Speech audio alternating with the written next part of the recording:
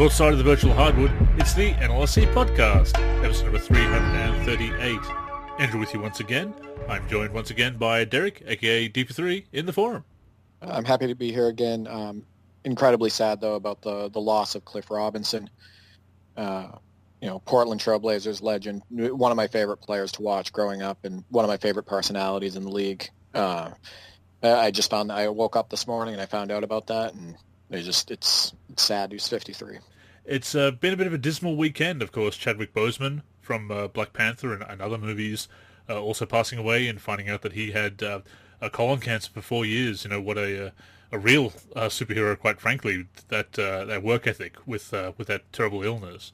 And of course Cliff Robinson and other things have been going on. It's been kind of a dismal week, unfortunately. But perhaps brighter days ahead. The NBA, after a couple of days of the strike or boycott or whatever you want to call it, is coming back in action and doing some good things there as far as combating racism and whatnot. And but it is a shame that we have lost those two personalities, both Chadwick Boseman and Cliff Robinson. It's 2020's been kind of tough all around.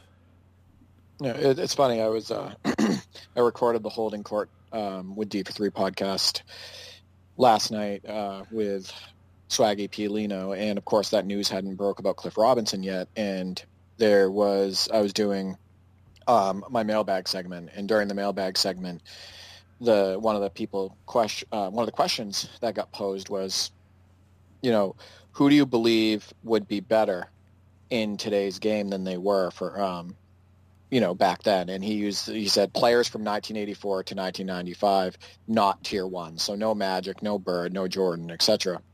And one of the players on the list that I listed was Cliff Robinson. And, I talked about him in short length there. I'm a little sad that I recorded the podcast last night instead of today, because I would have loved to talk more about Cliff Robinson as one of my favorite players, in NBA history. And no pun intended, but kind of a trailblazer as far as being a stretch four, or a stretch big, because he played some center as well, obviously, and to be able to shoot as he did, but also play both ways and defend. I mean, we remember the threes, we remember the shrug, of course, but he had a great finals as well in that series, and also some quite a few defensive highlights with blocking shots and whatnot. I believe he's the only player not the only player rather, but one of the few players in NBA history with over 1,000 threes, blocks, and steals. Yeah, I mean, people act like Siakam is a new thing. Like, the type of player that Siakam is. Siakam's listed at 6'9". Cliff Robinson was listed at 6'10". And Cliff Robinson could do all of what Siakam could and more from everything that I saw. He could handle the ball incredibly well. He stretched the floor. He was a threat, in my opinion, a bigger threat going to the hoop than Siakam and whatnot. So it's just another myth that, Siakam's part of a new breed of player. Because, again, Cliff Robinson was there, too. He was there before. So, Sam Perkins, and, Sam Perkins and Detlef Schrempf. Detlef Schrempf was 6'10", 6'11", as well. The hate takes like that. But at the end of the day, we don't have to get into that. Cliff Robinson, he was a really fun player to watch, and I loved his attitude. He played with a chip on his shoulder, and he played really hard, and I love players like that. It's one of the reasons why I like watching Russell Westbrook, even with all of his faults at times, like offensively. It's the fact that he goes all out. You can see his passion for the game, etc. And Cliff Robinson was like that. And a shame. I mean, he was only in his 50s, of course, and that is quite young. Again, Chad Boseman was in his early 40s. It's quite tragic to see that happen. And we offer our condolences, obviously, to the friends and family of Chadwick Boseman and Cliff Robinson, and a lot of tragedy in the world at the moment, which is a damn shame. Obviously, 2020 again being a very tough year, but looking for any kind of respite that we can get, and of course we find it in basketball and basketball video games. So we will try and focus on some uplifting content this week as we talk about the demo of NBA 2K21 came out, as well as some MyCAREER news and the trailer for the Neighborhood this year and everything. So there's some interesting things to sink our teeth into this week. But I think it is important to recognize those gentlemen, and obviously the other tough things that are happening in the world, and of course, just putting a generic thing out there that generic statement, I suppose, to I hope everyone is looking after themselves and staying healthy and whatever, and that we do look out for each other in these tough times. Yeah, I want to point something out about Cliff Robinson as well. The 1991 Blazers team has now had 4 people pass away from it, and that's mind-blowing to me. They lost Kevin Duckworth. We lost Jerome Kersey recently, Drazen Petrovic, and Cliff Robinson, and all in different ways and whatnot. But it's just really sad. And you know how big of a Blazers fan I was, and a big Clyde Drexler fan. And you know how much I love those Blazers teams, and I talk about them a lot, actually. And I posted about them a lot on Twitter. And just to see so many of them pass along at a young age, it's blah. It's getting to that stage. I mean, I go back because of course I'm a pro wrestling fan. I also will go back and watch events from the early '90s, and unfortunately, a lot of wrestlers, because of the lifestyle they had back in the day, with a lot of drugs, obviously with pro wrestlers and with athletes in general and actors and so forth from that time. A lot of the ones from those early '90s, you'll watch a show on the WWE Network, an old pay-per-view, and you'll see that half the people on the card have passed away, and we're also getting to that stage with the NBA, and that it's not. I mean, yes, it's 30 years ago, which is kind of mind blowing in and of itself to talk about 1990, 91 as 30, 25 to 30 years ago, the 90s. But even so, it's not that long ago that people who were quite young and in their prime, again, they're only in their late 40s, early 50s now. So it does feel way too soon, obviously. And it's it is a shame to go back and watch classic games like that and realize that a lot of the people have passed on. Yeah, somebody reposted a video that I tweeted out and made. Like I repurposed Karl Malone versus Cliff Robinson duel highlights of them going back and forth in the early 90s. And somebody, I think it was Colin on Twitter, retweeted it today, and I didn't realize it. So I liked it. Like I didn't realize why he was doing it. I didn't realize why he was retweeting it, but because it was an older video. And then I heard the news about Cliff Robinson. But, I mean, that's how I ended up finding out is, I got a notification that somebody, had posted a video that I had posted before of Cliff Robinson. So, anyway, as far as like the demo goes, I encourage people who haven't. I know that a lot of people on the NLSC have already checked it out because I've posted it on there. I made around 30-minute video on YouTube giving my demo impressions, the positives, the negatives, what needs work, and also what I expect out of the PS5 version, and also what I want for gamers for the PS5 version. And I think the video came out pretty well, and I've gotten some good feedback on it. So if you want to see my demo impressions and what I think about that in general, definitely check out that video. It's I enjoyed that video. It was very well put together, so I commend you for that. And of course, you post that in the forum, as you said. We encourage everybody to join in the discussion in the forum on a range of topics. Obviously, yes, we always have that discussion about modding in our forum, but we do want to see more of the gameplay discussion and the discussion about the games itself. So we encourage you to get involved with that. Of course, this podcast is also coming out on the NLSC YouTube channel, so I'll link to your video in the description as well. But yeah, very well put together, Derek. It's and you touched on a lot of topics that that haven't been really covered, I think, by a few other people. Yeah, thank you. I think the biggest thing with getting the discussion going is people need to realize that gameplay is paramount. And our feedback is paramount. And the reason we play these games isn't just to look at them because they look pretty or ugly at times, but it's because we love basketball, the sport of basketball, and the between the lines gameplay is, so important. It's, how fun it is and the feel and all of that stuff. So largely what I go over in that video is, the gameplay stuff, what I think needs to be improved, what I think's pretty good at this point, what I want to see gameplay-wise on PS5, because again, nothing's more important than between the lines. But when it comes to discussion, I feel like we should be discussing that more, and it doesn't always need to be negative. You don't need to just go on the forum and complain. If you watch that video I made, the first section is positives. It's okay to go on and praise the game for what it's good at. You know what I mean? Yeah. And stuff like that. So let's talk. We can talk more about stuff outside of modding, and it doesn't always need to be negative. And I think we should. We've touched on this before, that we really have become very focused on modding. I mean, we always have been, but it's gotten to the point where there's a lot more modding discussion than anything else, to the point where people aren't really talking about what they're playing, what they're enjoying, what they're not enjoying. It's important that we go into that nuanced critique of the game. Critique always sounds negative, but critique can also include the positives. Obviously, it's not just criticism; it's evaluating the game. So it's fine to talk about what you like, and it's also fine. And I think a lot of people do forget this when they evaluate games and discuss them. Is that it's okay to say, look, I love all this stuff, but I hate this stuff, or this stuff could be better. And you could say things with 2K, for example. You could say, look, I really love MyCAREER and I love the online modes, but I don't like the way they've handled the grind or the microtransactions. It's okay to say, look, they're doing these things fine, but this is a real problem. You can cover both, and it's not hating, and it's not fanboy ass-kissing, bootlicking, whatever. It's, you're covering both of them, and you're talking about what you like and what you dislike. And I know this sounds like it's stating the obvious, but we do tend to the extremes when we talk about games online, and a lot of things online. It's kind of the way that online conversations go, unfortunately, that we do tend towards the extremes and the false dichotomies.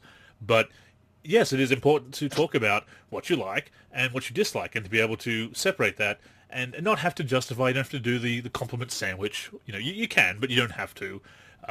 If we have that discussion with all the nuance, I think it's important to have. And also, if we want the developers to take us seriously, we have to talk about more than just modding. We have to talk about the actual game that people want to play, and that we presumably want to play with or without mods. Yeah, exactly. And, this is the hot take generation, height of social media, 280 character limits, sometimes less on different platforms and whatnot. It's just important to be detailed and speak your mind. And even if it does come off a certain way, at least you were detailed, and at least you got your point across. And put yourself in a developer's shoes, or it's somebody in marketing who's reading it. Their shoes. Put your put yourself in like Mike Wang's shoes and whatnot, because he's been on Twitter constantly receiving feedback lately. And he's been responding to people in the comments. He's been talking about the shot meter. He's been talking about the right stick. He's been giving direction on the right stick and all of that stuff. Put yourself in those people's shoes, and which comment is going to get your point across better? One that's a quick hot take, this is trash, or the right stick is trash, or explaining why the right stick doesn't work for you and why mechanically it doesn't make sense. Yeah. So that's the one of the biggest things. Not all feedback is created equal. When you simply reply to the tweet with L or a GIF, a snarky GIF or something, I understand in the moment feeling that way, and certainly with some of the way that sometimes the developers don't seem to take constructive feedback on board, or try and kind of associate it with feedback that isn't constructive and throw the baby out with the bathwater, so to speak. It's I understand the frustration with 2K, but at the same, or EA as well, especially with NBA Live in recent years. But it is happening with 2K a bit more often, and certainly we will get into some of those developer reactions that could be a little bit better. They're a bit disheartening to read in their own right. But as you say, it's important to be constructive. It's important to keep a tone of civility, of constructive feedback, and certainly detailed feedback, because, like you said, if you're just saying trash or L or some kind of GIF with rolling your eyes in a GIF or something, not actually explaining why you dislike something, making it into a personal attack rather than a criticism or a suggestion or a question that to clarify the situation. That's what we need to be doing, both in the forum and on social media, if we're to be taken seriously. Exactly. And unfortunately, the majority of feedback is that. Mm. Unfortunately, the majority of the feedback are those hot takes and this is trash and whatnot. Every now and then you'll Insults. get people that, yeah, insults and stuff like that. Why don't you make a better game? Oh, look, it's the same game as last year. Because it's really, Oh, programming's real it's, easy, you know. You just type in a yeah, like notepad. because yeah, I mean, if you just put in there, and you've seen this a million times, if you just put in there, oh, look, it's 2K20.5. What does that mean? Yeah.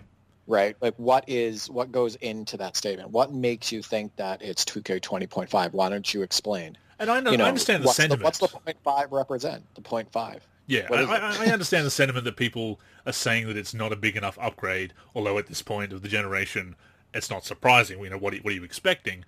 But at the same time, yeah, it's not getting to the heart of the matter. It's like people in the wish list threads over the years that have said, make franchise better, make gameplay better. How? What's better? What's bad to you? What would be better to you?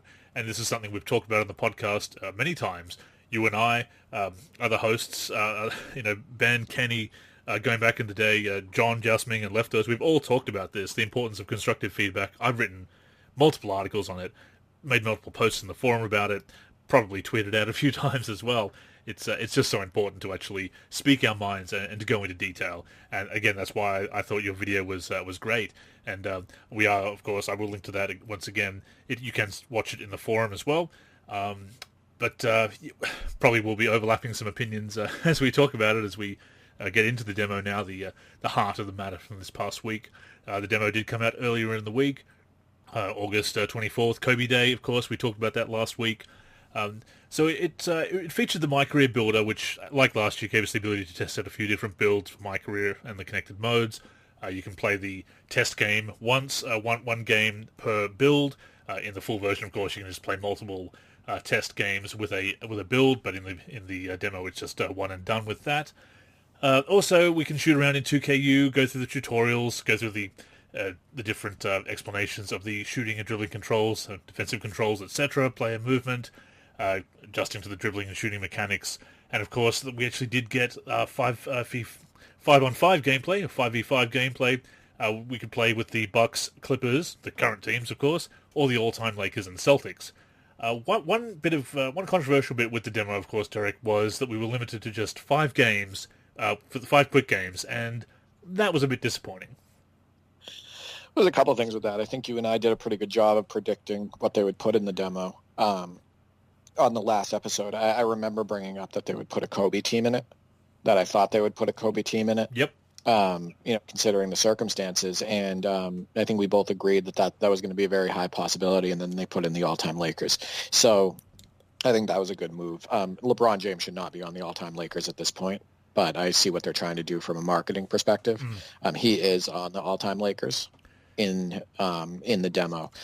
Well, I heard on a commentary the other day that somebody, it might have been Chris Webber, might have been the whoever was doing play-by-play with him, referred to LeBron and Anthony Davis as one of the best duos in NBA history, which, considering they haven't even won one title together yet, they may well win one this year, but that's such a ridiculous statement, I think, to make, just as an aside, that, it's, and I understand that LeBron's standing would kind of makes him go to the all-time Lakers, and like you say, it's from a marketing standpoint, but he's been on the Lakers for 2 years. There's a reason that Michael Jordan is not on the all-time Wizards, The media will be the media no matter how small. Sorry, that's just the way it is. They're just going to be that way. As far as the limited to 5 games, I think that's probably for a couple of reasons.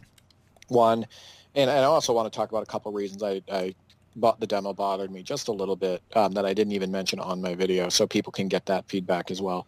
One of the reasons why I think they limited it to 5 games is because they don't want people to get burnt out on the game before the release. They want people to still be excited about picking up the game. They don't want people to put, tons of time into the demo and then not be as excited to play it and not spend as much time when the game is officially released. They want that excitement to still be there, to be growing, etc. I also think that it's very possible that and somebody else brought this, I think it might have been Mike, he had stated MP3.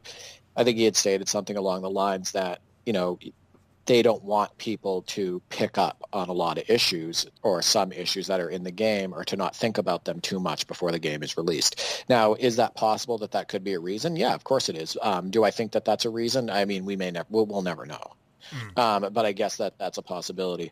One of the things that bothered me about the demo, and I think you may have caught this, is not only can't you do an instant replay when you're playing 5-on-5, but you also can't change the control scheme.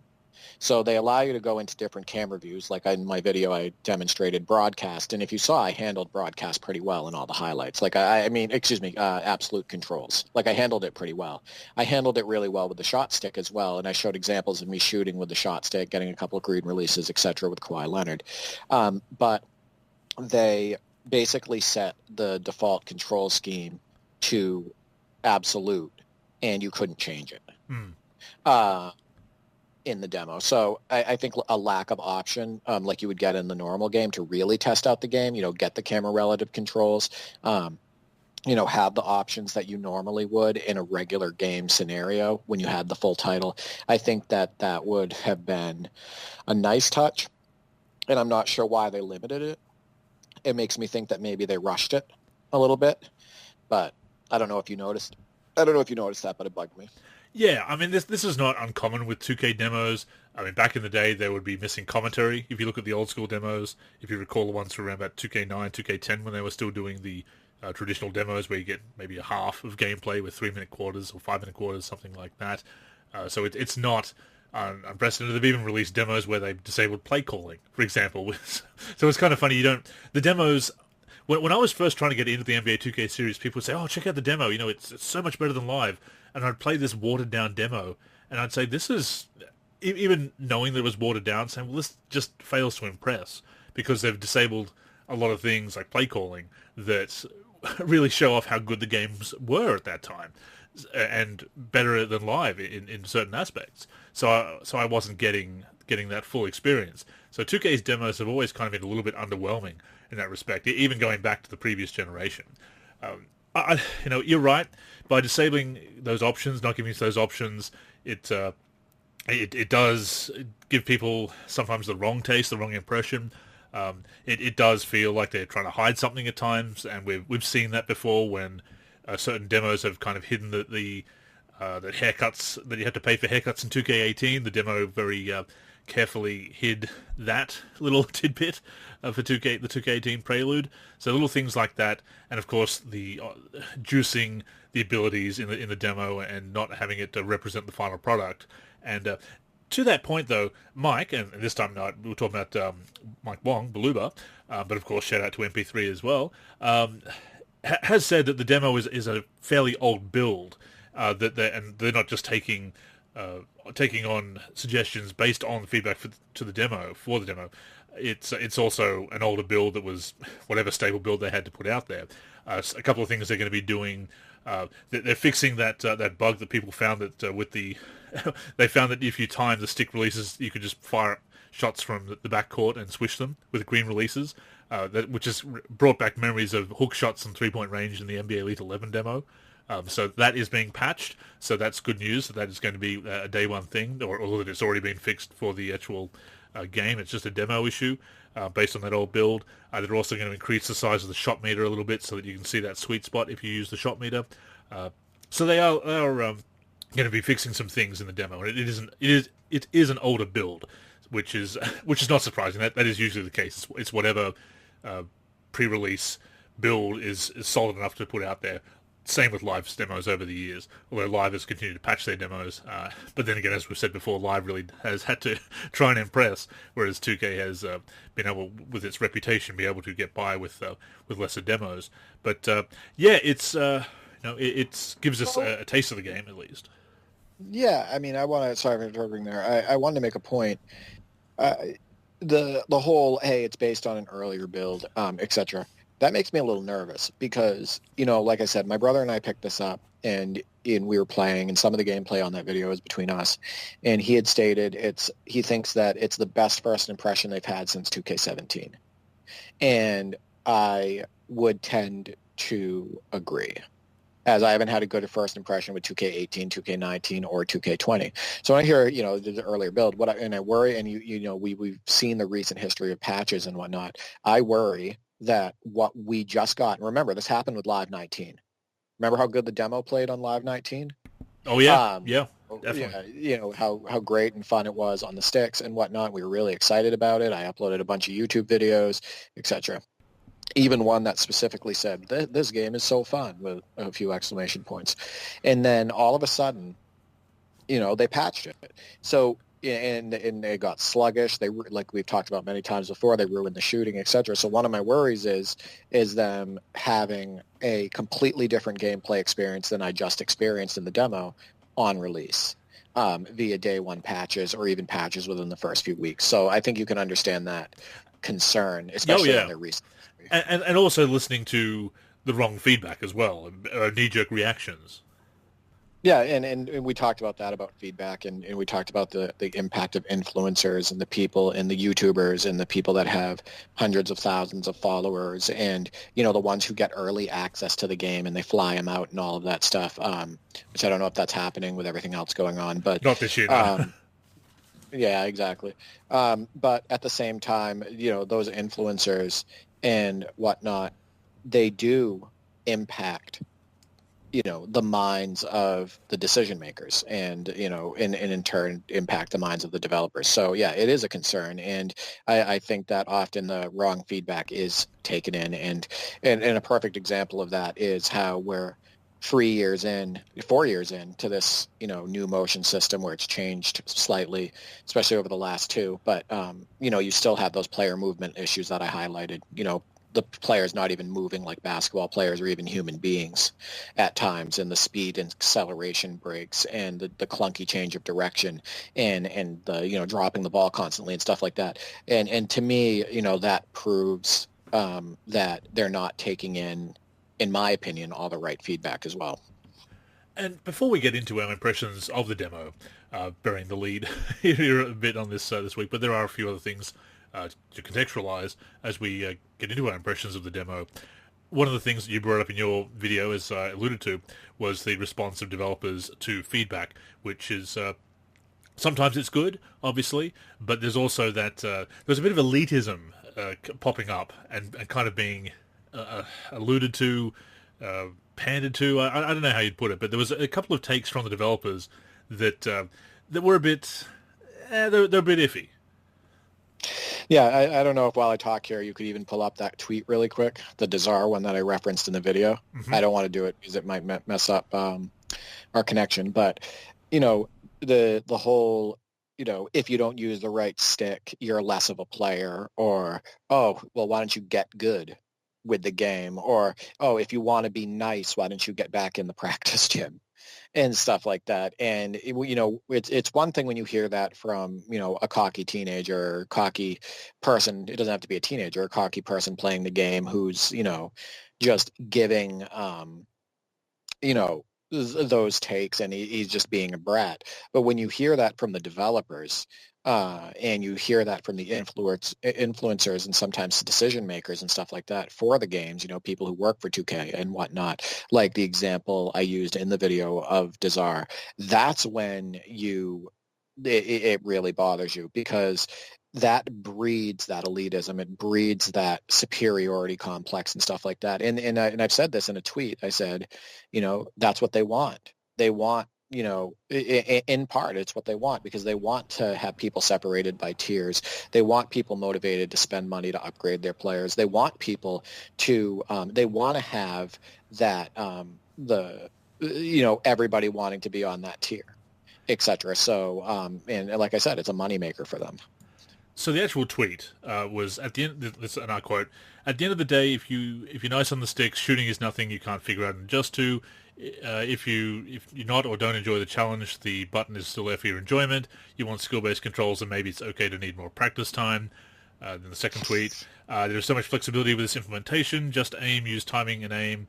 Use the button for difficult shots and stick for straight-on shots. Get a bonus with no meter. Get a bonus with meter. Lock in aim with the triggers. It's a control you can grow into." And I see where he's coming from, but it does kind of lean into that elitism, and a couple of responses kind of pointed that out, and he did mention this on the video, of course, is that Czar did backtrack a little bit from that, saying, "Oh, well, I'm not trying to shame anyone for using the button or whatever," but the implication is kind of there. I think the thing with I think he also sent out another tweet that was kind of along the lines of that elitism and stuff, and he said what Sim Nation wants. It was something along those lines. And that's his pin tweet from January. Yeah. Yeah, this is what Sim Nation wants and stuff like that. And that whole Sim Nation thing is a breeding ground for that elitism, right? So just because, it's basically the whole, hey, it's Sim, you have to play this way to be Sim, right? You have to play this way. You have to use the right stick to be Sim. You have to, make it as difficult as possible to be Sim. If not, you're a lesser player. And even if you didn't use those words, that's the way it comes off. It is, and it may just be unfortunate implications. Again, did backtrack a little bit from that, but we are seeing that, and a lot of people saying, "Oh, shooting is easy," but a lot of the people who say that are also you see them showing off green releases in 2KU in practice.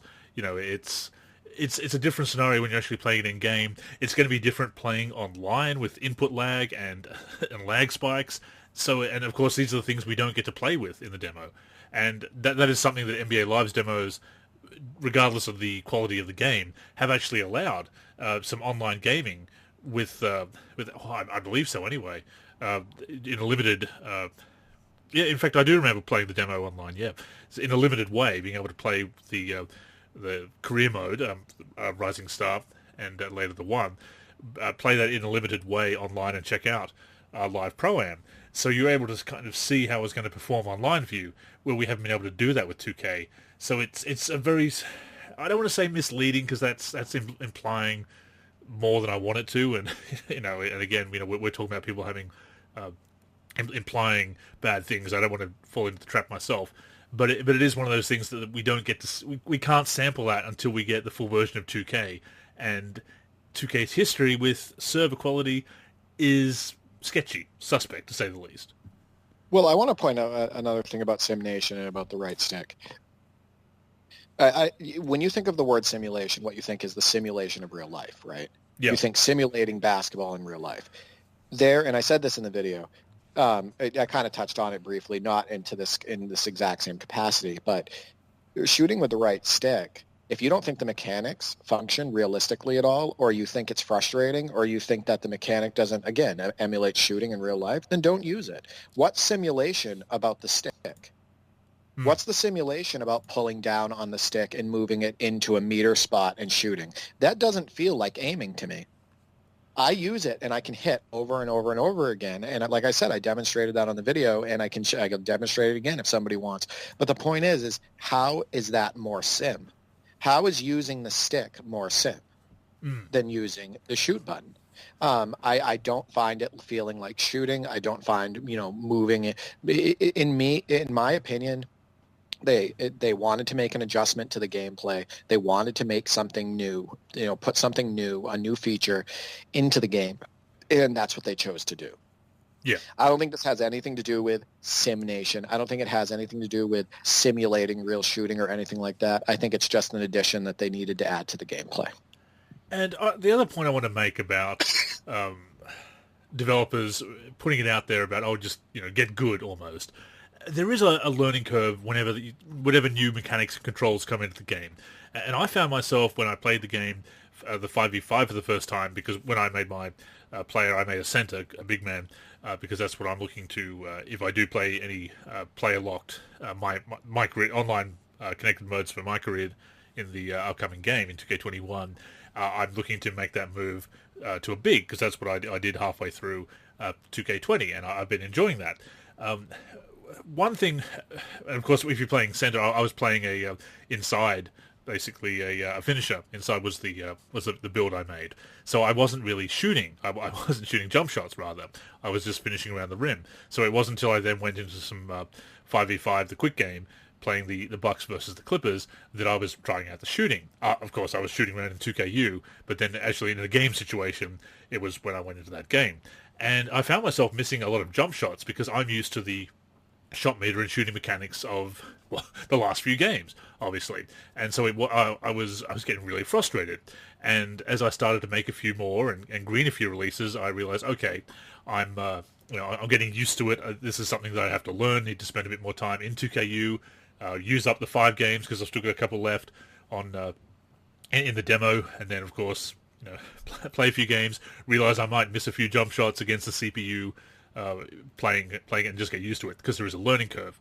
But here's the thing, because why developers shouldn't say get good, or they should, I think, perhaps realize that people are going to struggle, is that as they've been developing the game for months, they've been playing the game. They know the mechanics. They know how it works. So they can say, oh, look, it's easy to master, it's this and that. But they've already had more time on the sticks than we've had at this point when we have the demo. And there's an historical comparison I want to make here. You remember Battletoads for the NES? Absolutely. Yeah. You remember the whole turbo tunnel with you got to go through the tunnel on the hover bikes or whatever, and it gets really hard.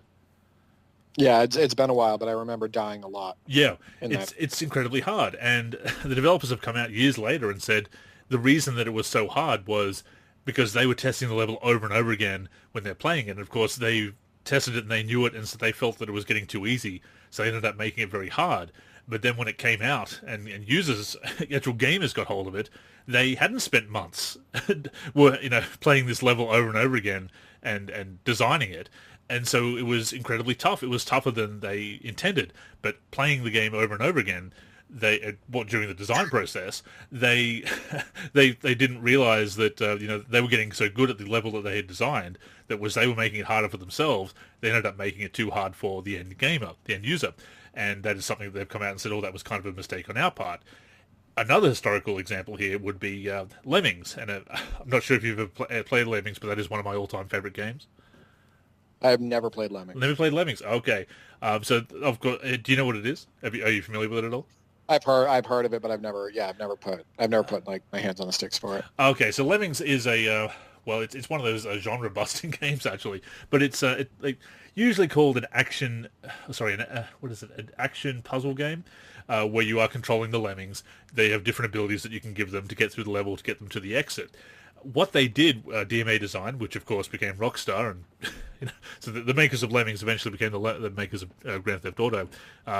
If you look at the two games, although they appear very different, you can see some common trends as far as the cartoonish violence and catchy music. But anyway, a lot of the levels that they made for the game, again, they got so used to them and they designed them so they knew the best way to finish them. They realized once they got all the levels in place that they didn't have enough easy levels at the start of the game. So they took the hard levels, the hard versions from later in the game, and basically gave you, because you have a limited amount of abilities that you can give the lemmings to get through the level, and basically they got it and just filled up and said, okay, gave you more abilities than you needed to finish those early levels. So the hard levels actually came first in the design process, but then they realized they were too hard, so they made easier versions of them. My point about all this, this long-winded reminiscing about Lemmings and Battletoads, is that developers work on these games for months at a time, and I think it's very easy for them to get used to these mechanics and think, oh, they're easy, and why are people complaining about them? Because they know how they work, they've implemented them, they've been testing them out themselves internally for months at a time, so they're very used to them. There's no learning curve, and then they throw them out into the into the wild, and suddenly you're reaching people who do have to go through that learning curve, and people who might have really liked the old mechanics, and they've got to get used to that idea as well on top of the learning curve. So it's one of those things where I think developers have to realize that the ideas that they're putting out there and saying that, yes, these are great, and what are you complaining about, they've had more time than us to get used to them, get used to the idea, and also to perfect them and get good with them on the sticks. Yeah, I got a funny story in contrary to what you just said, and I just found out about this recently. So, have you ever played the original Rain Man? No, not the movie. No, Rayman. Have you ever played yes. the original? I have, yes. So it's an amazing. I was watching, and I used to have it on Jaguar 64, which this is a system nobody wants to talk about. But I was watching a video on YouTube. I think the name is Catechus or Cardicus or something like that. He's a popular YouTuber, and he's probably one of my favorite personalities, top 3 on YouTube. And he does you know, gaming reviews and stuff like that. His top 25 worst games he's ever played, top 25 best. And he was talking about Rayman, and he said that Rayman was in his top, 25 games he's ever played. But he talks about how after level 2 or so, the game is unbelievably hard. Like, it's the hardest game he's ever played. And he's showing video of it, and there's just like these impossible situations, and he's dying constantly, and they only give you a set number of lives. And what he says after this, and everybody confirmed it in the comments, and I looked it up, Rayman was never play tested. Right. They Wow. developed the game. They built the levels. They did all of that, but it wasn't play tested. So they didn't have regular play testing for that game, which explains why it's so hard and there's these impossible scenarios later on in the game where, there's situations where you can't help but get hit. Like, you're going to get hit and there's no way around it. And it's basically just trying to make the best of the game. So while he listed it as one of his best games and one of the best, most fun to play, it was also probably the most frustrating. So it's interesting. Yeah, I figured I'd bring that up. But yeah. My example in that case, right, is Bart versus the Space Mutants. It really is. It's one of those things where, and I bring it up as a joke, but it's also a great example of a game that I have nostalgia for. But was that game tested properly and properly balanced? It certainly wasn't. And that was a thing back in the day that sometimes it happened. Yeah, exactly. Especially in a day and age. I'm not saying this happened with Rayman, but when they were shoveling a bunch of crap into a certain space, right? Like all the platformers that all of a sudden came out. Oh yeah, there's some terrible platformers, and it was basically just throwing a bunch of crap against the wall and seeing what would stick. Again, stuff like Bart versus the Space Mutants is a fantastic example. Is why I bring it up, because it is that example of the game that's memorable, has its moments, but man, it wouldn't be made like that today. And it shouldn't have really been made like that at the time, considering that Mario came out, the original Super Mario Brothers came out 5-6 years before it, and did things so much better. So yeah, that is. Right. Yeah, I also want to say when I said Jaguar 64-bit, I said the 64-bit part incredibly loosely. Yes, don't believe me on that 64-bit. Yeah, part. that's as well documented. Yeah. But as far as we talk about, influencers too, they get their hands early on the game, and they're the ones often on YouTube, showing the gameplay and say, oh, this blah, blah, blah, this mechanic, all of that stuff. Man, I love this and all that stuff. Even the influencers who get the copies early and get to promote the game early and all of that stuff, again, they have more practice time. Of course, right? Yeah. To get those mechanics down and stuff like that, and that's what 2K wants, and that's what companies want. It's for them to promote the game in a positive light, and that's just good marketing and good business. But when it comes down to the point of, say, an elitist attitude from a developer saying, spend more time in the gym, spend more time practice, and get good, and all of that stuff. If you want to be nice and stuff like that, that's when it gets frustrating. It is, and. But all that aside, which is important to cover. That's something that's been bugging us. But with all that aside, the demo did come out. We've both been playing it, so we've kind of put it off long enough and and covered all the preamble. What do we think of the demo? And you've covered a lot of it in your video, obviously, and it's a lot of the thing that people are saying is that it is, and we brought up the whole 2K20.5 or 2K19.3 or any kind of snarky terms you want. Obviously, it's the same motion system, same engine, whatever. A lot of the legacy issues, in fact, pretty much all the legacy issues from 2K20, and that was another thing that frustrated me, of course, because even though I knew it was going to happen, that's the other thing. It's in the back of your mind, that those legacy issues aren't going to be fixed at this point of the generation, with next gen looming and the rebuilt from the ground up, and even then, we're probably going to see legacy issues in next gen. But even though that it's going to be there, it's there in the back of your mind, and it does result in some frustration. It does play very similarly to 2K20. I liked 2K20, so that's not necessarily the worst thing in the world. But there is that. It is tighter. It is tighter with the movement. Again, you've gone into great detail with that in your video and with the demonstration. The foot planting does feel better. There's less. It feels like there's less two-man canimations, or that it's not as bad. Or you still get kind of stuck to people, stuck to the defender a little bit. The CPU will stick to you a lot easier than you can stick to the CPU. They'll kind of brush past you a little bit easier than you can on when you're defending them. As opposed to when they're defending you. But there is some improvement in the movement, in the feel of the game. It feels very familiar, but at the same time, a little bit more polish, and I do appreciate that. Yeah, I mean, so I called the video the good, the bad, and the ugly for a reason, because there are some pretty ugly aspects that rear their head again, from 2K20. I noticed quite a few less two-man canned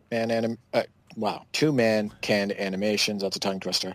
Yeah. And basically, you're not getting sucked in sideways, backwards, frontwards into defenders when you're just trying to go up for a layup. You seem to have more freedom around the hoop. I was able to go up for layups on the fast break with somebody right behind me and them not to be dragged into my body, or me to be dragged backwards into them. I noticed a little bit more freedom on drives, on fast breaks and whatnot too, where I would find somebody cutting down the middle of the lane and they were able to finish strong or finish appropriately with the correct body contact, as opposed to just being dragged into some random animation that made me throw up a terrible miss. I noticed, less misses right around the hoop, more control, whether I was using the Clippers or I was using the all-time Lakers and whatnot.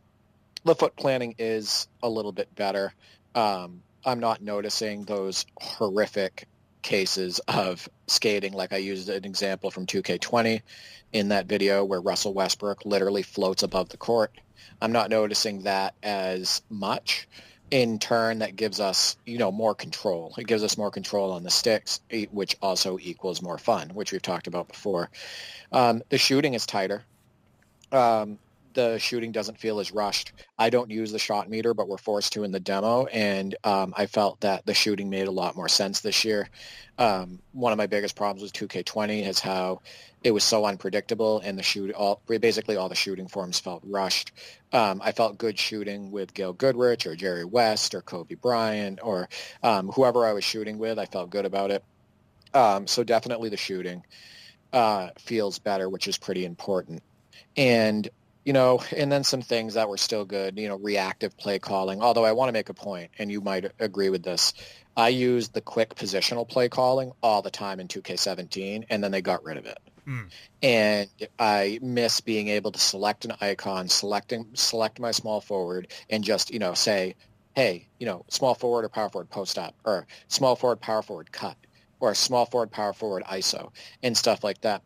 And and they've made the system so complicated with play calling that that what happens is you have to go through like 2 or 3 screens to get to do positional play calling, and it's just not easy to do on the fly anymore. I agree. Yeah. Do they still have the quick play option, or am I missing that? There is, but it's not like you can do the quick play, but the menu's more complicated. It doesn't make as much sense anymore. Right. You can't just run right away and do a floppy or whatever, which I use a lot. Run. Was it 2K Smart Play? I think it was called. Yeah, there's the 2K Smart Play too. Yeah, but you have to go through multiple menus now to get to it, and then in order to even just like post up your center or choose your center or power forward. Because if you just use the regular post-up option, they'll just go to the best post-up player on the team. But if you want to say, post up, like if you have Kareem Abdul-Jabbar and Shaq in there, but you'd rather post up Kareem and Kareem's at power forward, you want to select the power forward to do so. And you have to go through a couple screens to be able to post him up, which means you have to stop with your dribble. It's a bit clunky, yeah. I've noticed that with a lot of play calling in live as well over the years, that it's not as intuitive or easy to do on the fly as it used to be. Exactly. So I'll stop there. That was one of the negatives, but the positives that I just went over. Also, passing. I wanted to point that out. Outlet passing makes more sense now. I think they mentioned that in the developer blog, and they followed through. I didn't run into any issues where a pass should have been made and it just sailed over somebody's head. I noticed less transferred passes where you try to post somebody up and it just goes right into the hands of the defender. for no reason. So passing also seems like it's shown some improvement. I would agree. With shooting, I have very mixed feelings about it. The stick, I was able to handle that pretty well in 2KU. I struggled more in 5v5 gameplay. I found myself using the button more often than not, which I guess means I'm a filthy casual, not a sim player, according to some. Or Can I at say least, something really quick? Anytime you have to stare, and this is the way I look at it, anytime you have to stare at a meter instead of staring at the basketball action and your player actually finishing and everything, you're not playing basketball. That's just, yeah. I just want to point that out. I'm not a meter person. I don't use the stick. I'm not a fan of the stick either because I don't feel like it resembles shooting in the least, like real shooting. But anytime you have to be staring at a meter and taking your eyes off of the defender and eyes off of the action, it's not the same. It's not being immersed in the basketball action. You're staring at a damn meter.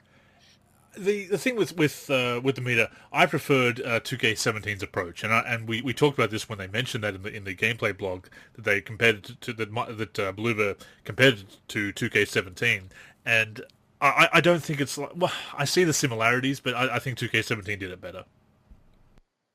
2K17 has the best shooting I've ever had in a game, like feeling shooting.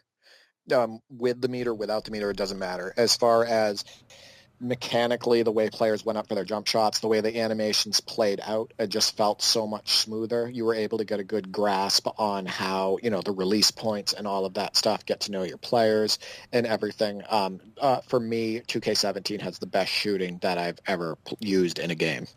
You know what the worst shooting that I've ever experienced in a game? What's that? As you know, I've been expanding my collection recently. I picked up a couple of cartoonish titles that we talked about before. One of them was Kids Sports Basketball. It has a separate jump and a separate shoot button.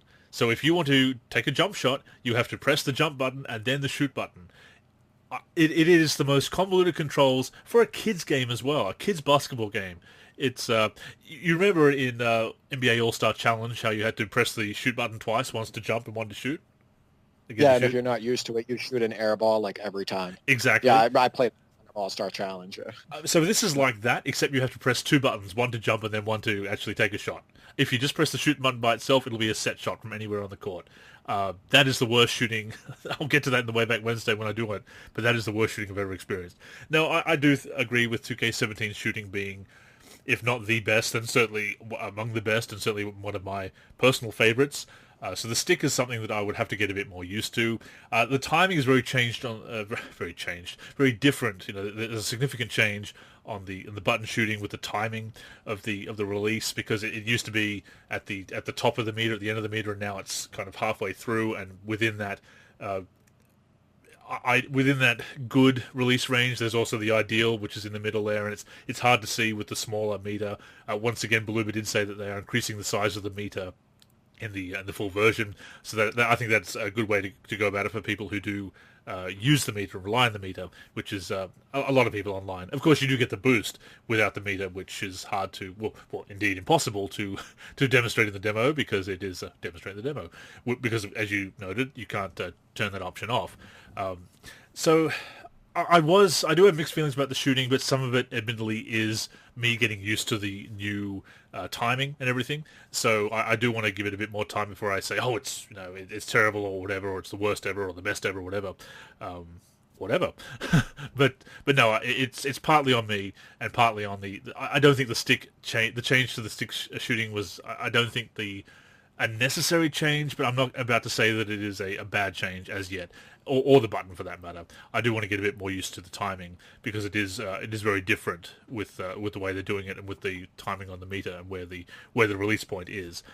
Perhaps my bigger complaint at the moment is with the dribbling. There's something about it that feels a little bit clunky, and I think for me the main thing is that they've changed some of the basic moves, like crossover left to right. It used to just be left or right, or towards hands if you were using, as you do, camera relative. They've now changed that to up and left and up and right, and behind the back used to just be down on the stick or away behind the player if for camera relative, and now it's more of a movement of down and left or down and right. They've made some of the basic moves a bit more convoluted convoluted, complex, where I feel it should just be, they're the simple moves, so they should just be simple stick movement, more precise to go left and right. So that's what I'm finding about the dribbling being a bit more contrived. It reminds me of some of those isomotion controls from the late to early 2000s before they got the right stick dribbling that I always found a little bit convoluted and contrived. So I'm not really feeling the dribbling. I think the dribble moves and the size ups and everything are nice and that kind of thing, but I don't like some of the changes to the basic moves because, again, you've got all that muscle memory. I don't think it was necessary to make the changes they did to get the new moves in. I think they've gone a bit overboard by changing some of the basic moves. So I did a whole thing at the beginning. I'm not a hater. I'm not a fanboy, in the video. And, just trying to make people realize that, you can just want a great basketball game. And the point of that was to say, listen, when I go over these negatives and I point these out, don't call me a hater. Because I'm just calling out issues as they are, as for what they are, and saying that they need improvement. So one of the issues, and I brought this up, was the dribbling, and I think that it doesn't make sense a lot of time. Also, changing directions with your player in general doesn't feel good. So now compile that when you actually have the ball, it feels the same. Switching hands with the dribble looks rough. I use an instance of me dribbling down the floor with Patrick Beverly and just trying to switch my hands to the dribble, with a dribble and change directions. And he looks like he's losing his mind. His head is bobbing all over the place. His speed is breaking, etc.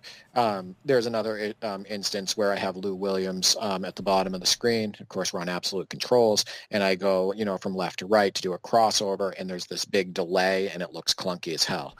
So I would agree that the dribbling, what was wrong with the dribbling in 2K14 through 2K17? I understand that they want to make changes, but if you remember correctly in those games, dribbling was just rock solid. You switching to the left to the right hand made sense, right to left, going behind the back, executing like a hesitation move. 2K16 had 4 size ups, front, back, left, right. All of a sudden they only have one. One of the positives I did want to bring up is that they did bring size ups back, and the way you execute those is just by pushing up on the right joystick, with or without turbo. The one flaw in that, as I demonstrated, is if you let go of the button, they stop. So basically it forces you to hold up on the joystick if you want the size up to play out longer, and then you break out of it. Yep. And this just feels clunky on the sticks. It does, yeah. As opposed to triggering it and then just being able to say, okay, this is the animation playing out and this is when I'm going to break out of it. So it adds an extra dimension to it, and not a good one. Not one that would say, hey, you're more skill-based. It just doesn't make sense. I am glad that they brought him back, though. It just feels like they've changed a bit too much. Again, I don't think they needed to change some of the basic moves and the basic movements on the stick to execute those moves, and they have, and it's made it feel less precise. Before, again, if I just wanted to, because I use Absolute, because that's what I'm used to from NBA Live's freestyle for so many years, that if I want to go to the left hand, across over the left hand, I push left or push right. Now I'm going to push up and left and up and right, and if I don't get quite the right angle on the stick, I'm not going to get, or I'm going to go between the legs, or I'm going to go behind the back when I don't want to, or I'm going to do a step back when I don't want to. And I think they had such great consistency with the dribbling controls, even if they had lost some of the size ups and everything in the last few years, they still had a lot of consistency with the dribbling controls. And to bring it in at the end of the generation, and obviously that's probably what they're going to be doing on the next gen as well. So as we said last week, as you brought up, that they're preparing for that jump to the next generation with these controls. I don't like the way they've done that with dribbling. Dribbling does not feel as good as it did. And even the last few years, with all the other problems aside, with motion controls and everything, and losing those size ups and whatnot, and the simplification of those animations, oversimplification, some might say, I still liked the basic dribbling controls on the sticks. And I know it's a learning curve and balking at change, but at the same time you look at change and think, was that necessary? And with the stick shooting, I'm not sure. Dribbling, but if something doesn't structurally make sense, Andrew, it's not your fault. You say balking at it or like complaining or whatever. Listen, it's feedback that needs to get out there. Oh yeah. If it doesn't, it's like holding up on the right joystick the entire time to break out of a size up doesn't make sense. That doesn't make sense in the game. It adds another element of frustration to it, and it's not good on the sticks. It's not the only thing when you say, I don't want to sound like I'm complaining or like I'm balking at it or whatever, or not being able to adjust to change. and we've talked about this so many times before, not all change is good. Absolutely. Just because something new doesn't make it great. Just because something's a new idea doesn't make it a good idea, etc. So that, and then we've talked about that, especially over the last 3 years with 2K. So sorry to interrupt you there, but no, I mean that is true. That is true, and it goes back to the point I was making about developers, is that they're saying, it's you're balking at the change because they've had a lot of time to get used to that change because they're the ones implementing it and they're the ones who've been testing it, so they know how it all works and it's very familiar to them. And when you present it to us, is it a change that of course they've put it in there so that they're all in on it?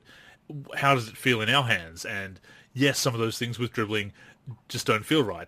There is that improvement with foot planting and whatnot, and the lack of really getting sucked into those two-man animations as much. There is still some of that sticking to CPU players, but not too much. But yeah, the dribbling is probably my biggest complaint. With the shooting, I think with the button, I will get used to it. The stick, I could also see myself getting used to as well. I do like that you can finish around the basket much easier. I went from playing a game of the demo, the 2K21 demo, to playing an online game of 2K20 in the rec. It's very noticeable how you can finish around the basket so much easier. So yeah, I'll get into a couple more of my negatives. So one thing is obviously the tendencies are always not good. They're poor on the classic teams, and you just have them losing their mind, taking shots late at the shot clock. They're shooting like a couple feet inside of half court after dribbling for 10 to 15 seconds. I show a couple of the examples of Pierce and Bob Cousy doing this on the all-time Celtics. The computer not being smart in general, even with the regular teams, they run into you and the ball drops, or they spin for no reason in the backcourt, or the examples of them just losing their mind with their movement and, speeding up, slowing down, etc. So those are some issues with the game. And my biggest problem, again, is with the player movement in general, which is just vital in a basketball game where, their speed is breaking constantly. They're just trying to move forward. They stop and they slow down, and they stop and they slow down, whether it's the computer or it's you using the player. This impacts so much. It impacts, accelerating, like proper acceleration to get by your man. It impacts being able to catch and go, off a pass and be able to take it to the hoop. It impacts being able to throw an up fake and step under it and take a shot. It lets defense back into the play, whether it be on the fast break or if you're trying to get by somebody going to the hoop, etc. And it just doesn't feel good sometimes on the sticks. It just doesn't feel like you're in complete control. And I said this at the beginning when I was talking about player movement and the negatives. I said, do these people move like humans? Do these people move like basketball players? Do these people move like athletes? Have you ever seen an athlete, move like this? Have you ever seen their speed break? Have you ever seen this slow of a start, in movement, etc.? So I think that and when they say built from the ground up on PS5, I really hope they mean that with the motion system, and I hope that we're going to get more realistic human player movement, athlete movement in the game. So last week we talked about, what are our plans for current gen? Like how much are we going to play it before next gen drops? How are we going to evaluate it? I mentioned, the possibility of sticking with 2K20 a little bit longer, or at least until the content and roster updates come through for 2K20 current gen. That all depends on when the season starts and when next gen comes out. I did publish that article that I alluded to last week, and as far as 2K21, having played the demo, realizing that it is an early build, realizing that there is going to be some patches, things like that, they're going to change maybe some of the timing, the shot meter. Of course, you don't play with the shot meter, but they are going to be making some changes based on feedback, and they are going to be fixing some issues. In fact, they've already fixed the issue with the easy green releases from 90 feet, which again would have been kind of like the NBA Elite 11 hook shot from 3 issue if that had got through to the full version. With all that in mind, how are you feeling about how 2K21 is shaping up and when it comes out next week, or this week basically? How are you feeling about the game and being able to enjoy that in the short term? Are you feeling good about the game? What are your overall impressions of the demo and your feeling heading into the release of the full version? Well, as you know, I've already pre-ordered it. Mm-hmm. It's just standard. I'm going to be getting it for PC, so that's just the foregone conclusion. That just happens. But I feel about what I thought I was going to feel, except maybe a little bit better, and I'll try to explain. Gameplay is just paramount for me. feel is paramount. And even though there are subtle gameplay fixes for some, they may look at them, for myself and my brother, the feel being so important. The positives that I mentioned about feel, less frustration, less two-man canned animations, a little bit better foot planning for stopping and popping, etc. Those changes are incredibly welcomed, and I feel like I'm going to spend a lot more time with the game than I originally thought. So that's a plus. I think that for other people, the additions to the neighborhood that you're probably going to touch on real quick, which were announced, the addition of my team content that we talked about on the last episode, the addition to college teams and the college route in MyCAREER, which we kind of knew was going to end up happening anyway, all of that stuff. I do think that there's going to be a lot of people that spend a lot of time on this game, and I do think that you're always going to hear those people that say 2K20.5, and there is some truth to that. But they are, I've said this before, and I'll say it again, this is just going to be another record-breaking year for them in sales, and they're the only option in the basketball sim gaming space right now. Who else are you going to play? What else are you going to play? What else are they going to play? So I just want to point that out. But number two, I do think that the subtle improvements and new content and all of that stuff is going to give people a reason to spend time on this game and also just get it in general. I'll admit that much like my reaction to the shooting specifically, I am kind of on the fence. I could still see myself playing, giving 2K21 a chance when it comes out, because I want to play it. I want to give it a chance. I need to do it for the podcast and reviews and any other content. That I do want to give my impressions of it and cover it as a content creator. But I would be lying if I said that I wouldn't see myself, or that I couldn't see myself going back to 2K20. There are things with the shooting that if I don't feel it, that if I just can't pick it up, if I decide ultimately that I don't like it, I may stick with 2K20 until 2K21 Next Gen comes out, and we see how that all goes with their control system goes with new tech built from the ground up. I could honestly see myself sticking with 2K20 a little bit longer, and it's nice to have that option, obviously. I will, of course, give it a 2K21 a red hot go. I will give it as a proper chance with the shooting and everything and the dribbling. There is that learning curve, so I do need to give it a go. Obviously, as you say, if you're talking about the wider community, it is going to be successful. It is going to sell like hotcakes. For me personally, I don't know. I am still kind of on the fence about how I feel about it. I do like some of the aspects of the demo, but there are some things that I wasn't really feeling with the shooting and the dribbling.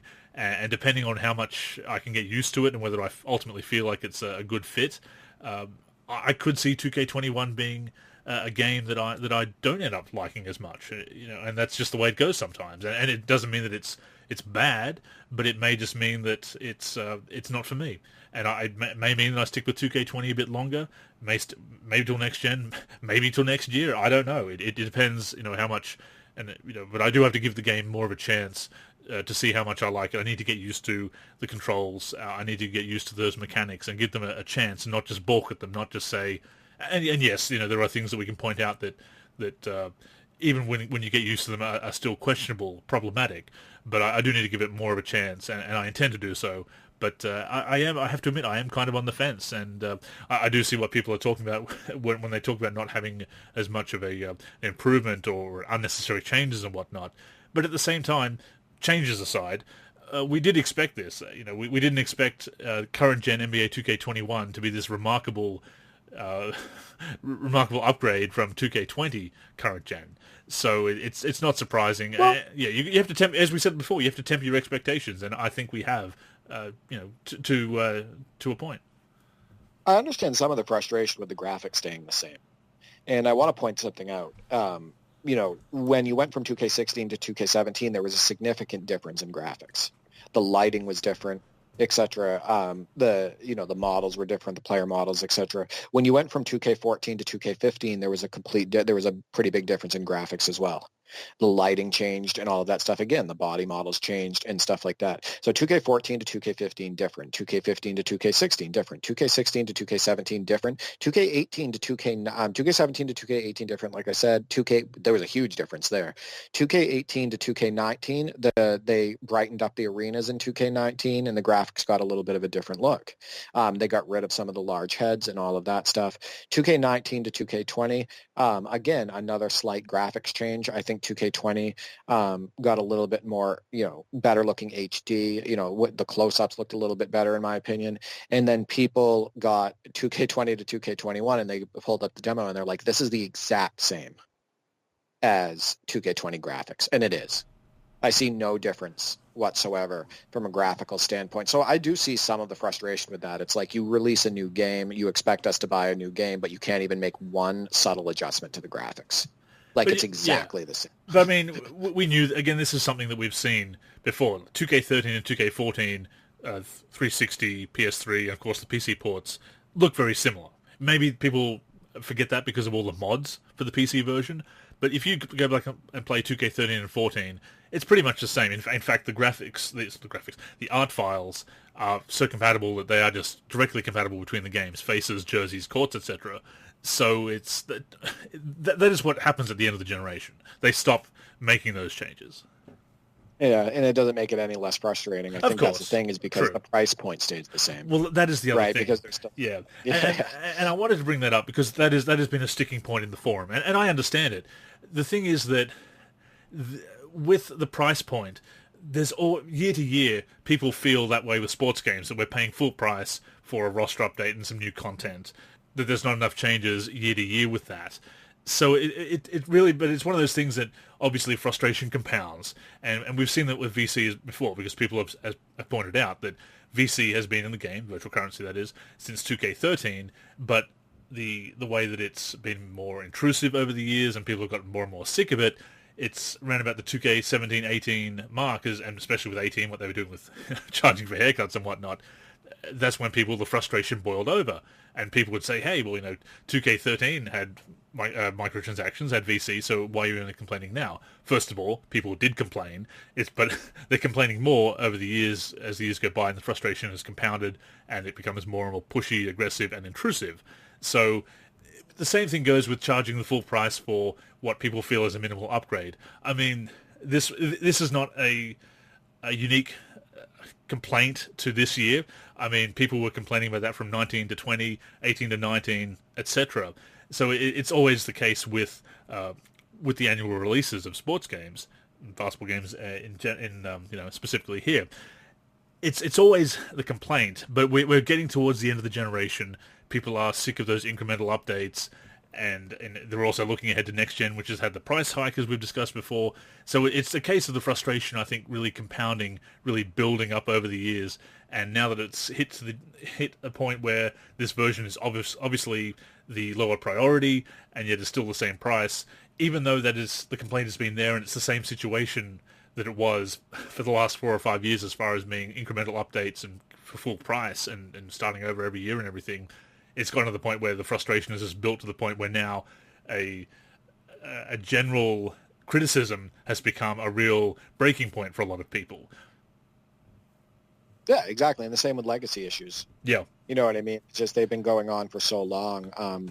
And, I mentioned the dropping the ball thing constantly and the body steals. I mean, how many examples did I use of that in the video? Exactly.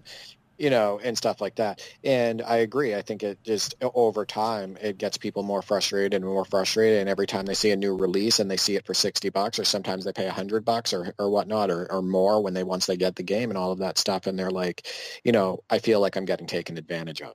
And I do understand that complaint. And there is a way to go about that and, and make your voice heard. But just to say F2K or, those attitudes about it, I think that's when it's not being handled properly by the consumer. I agree. Right. Yeah. But I also see their side of it in this way. And I want to point this out for anybody listening who, goes on the forums. I also understand that a lot of you, and this is true, have made your voices heard, maybe not on the right platforms, maybe it didn't get to developers and everything. I understand that you have made your voices heard on these issues, for years, and you feel like you're not being listened to. And then you're like, you know what? I can't make a difference by making my voice heard because they're not going to pay attention to me. So I also see, that side of it as well. I do want to point out, though, that you don't have to get this game. I know that you have to get this game if you want to play a new roster updated basketball title, to go online and play with your friends who also have this version of the game, all of that stuff. If you want to jump into my team and build your character, yes, you would need to get 2K21, but you can wait for it to go on sale. You can wait for the PS5 version. I told MP3 that, he can wait, over the next 3 or 4 months, for a fact that's going to go on sale at some point. So it is okay to wait and make your voices heard in the meantime as well. People do get sick of it. They do get sick of feeling like they're yelling into the wind, like they're being ignored over these issues. And I think we've seen that drop off in the wish list over the years, that people have just felt like, well, we can say it. And this may go back to the drop in general discussion as well, that, modding is something that we do, and people do a lot of great stuff with modding, as we've said so many times before. But there is that feeling of, well, we know that that's going to be a thing. The cool mods are going to be a thing. But as far as talking about the game, and talking about these issues over and over again, there is that fatigue and that cynicism that comes in. And yeah, you can't blame people. It's unfortunate, but it is that feeling of not being listened to, or that we're no longer the core audience, maybe the offline gamers, which maybe we have more offline gamers than online gamers in our community, and that's just the way, we're seen as that modding community and that offline community, that we don't have as many people talking about that stuff, which is a shame. We should be catering to all aspects of basketball gaming, and that is, we are open to it. It's just what people want to talk about in our community. But by focusing on that in particular, it's not necessarily focusing on the things that 2K is. So they have their roadmap, and we have our desires and our wish lists, but and they are open to the feedback. But at the same time, if it doesn't line up with those goals and the feedback, and certainly the most popular modes that people are playing, then certain stuff is going to be a lower priority. Yeah, exactly. And I think that what people fail to see, and maybe they see it and that also frustrates them, is the business aspect of it, the marketing aspect of it, what 2K needs to do to make money. And I think what a lot of people do too is feel like, what they do to need to make, what they do to make money, they could be doing it better and more fair to the gamer. And how many times have we talked about that over the years? Yeah, absolutely. And of course, that does tie into MyCAREER. Did you play any of the MyPlayer builder? Did you mess around with that at all out of interest, or did you just stick with 5v5? I didn't. I wanted to dive headfirst into the gameplay of 5v5. So no, I did not. So I'll touch on that briefly. Playing that as a big, after playing as a big in my career towards the the latter half of 2K20's life cycle, when I created that second player, it was a very familiar experience, although much better, being able to finish around the rim much better as well. So and much actually making layups and this depends on it's that you get the taste in the demo, and then you go online, and then there's a lag, and then there's the tuning for online, because it's not going to be the same as the demo, and you're going to be going up against these very powerful builds that people have made with maxing out badges and things like that that you're going to have to grind up to get there, because in the demo, of course, you can just in the MyPlayer builder, you can just set your overall rating and get your ratings up and assign all the badges immediately, so you're able to play. It's you can skip a lot of the grind basically with the demo in that respect, but it did feel pretty familiar. It felt good. So look, if I do end up playing any of that mode, just if the squad gets together again and we're playing any online, I think I can play as a big and enjoy that.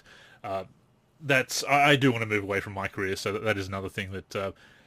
Finding what I'm going to do with 2K21 is probably going to be mostly my team, because again, they are with my league and so forth. They're not going to have the updated rosters at launch.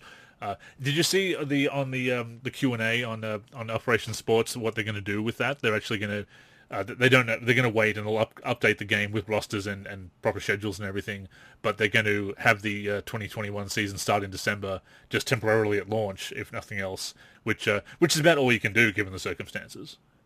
No, absolutely. I did go on and check out the Q&A on Operation Sports, and I noticed that the biggest takeaway is that multiple people, it seemed, said that it basically felt the game itself felt, just like 2K20, like they didn't notice any difference at all. Well, I mean, it's inevitable at this point, as we been covering in our impressions of the demo. So I wasn't surprised in that respect. But they did get some good information on that Q&A. I posted that in the forum, and of course the MyCAREER and Neighborhood trailer came out. So I don't have much more to say about playing the my player in the demo. It's the builds are very similar to last year. I believe there's a couple of extra pie charts, a few different things we can do, but it is very similar. Again, not surprised. Apparently they're doing something really new in next gen for MyCAREER, so, and it's going to be a different story, so it's not going to transfer over. I do want to touch on the story in a sec because I do have some thoughts on that.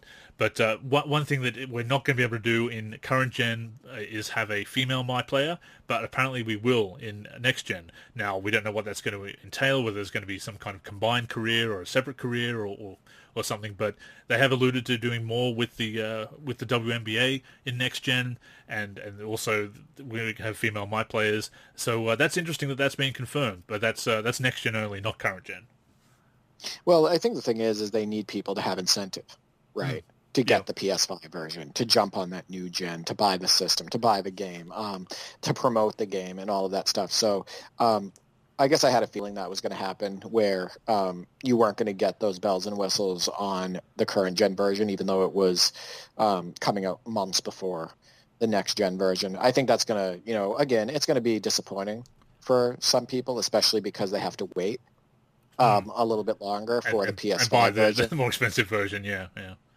Right, but again, and I'm going to say this, and there's a reason why 2K has done so well, is they know exactly how they can push the envelope. They know exactly, they do a great job keeping people hooked.